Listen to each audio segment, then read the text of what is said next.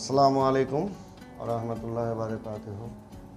আমরা সবাই অবগত আছি যে একটি মাস রমজান মাস আমরা অতিবাহিত করলাম এবং সামনে আমাদের ঈদুল ফিতর।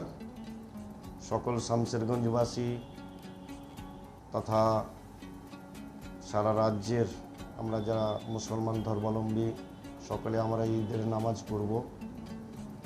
সকলে ভালোভাবে ঈদের নামাজটা আমরা যেন পালন করতে পারি এবং যারা আমরা এই সংযমের মাসে একটি মাস কষ্ট করে রোজা রেখেছি, আল্লাহ যেন তাদের সকলের রোজাকে কবুল করেন এবং ঈদের নামাজ সুস্থভাবে ভালোভাবে আমরা পালন করব। পাশাপাশি আমার যুবক ভাইদের বলবো যে ঈদের নামাজের পর আমরা মাঝে মধ্যে দেখি যে অবাঞ্ছিত ঘটনা ঘটে যায়, মোটর সাইকেলে অ্যাক্সিডেন্ট ঘটে যায়।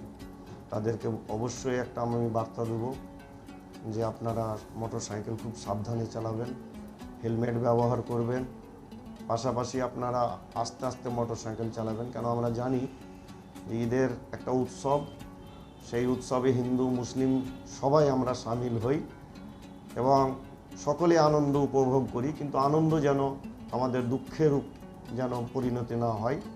তাই সকলকেই বলবো যে সবাই মিলে আসুন আমরা ভালোভাবে ঈদটাকে উদযাপন করি।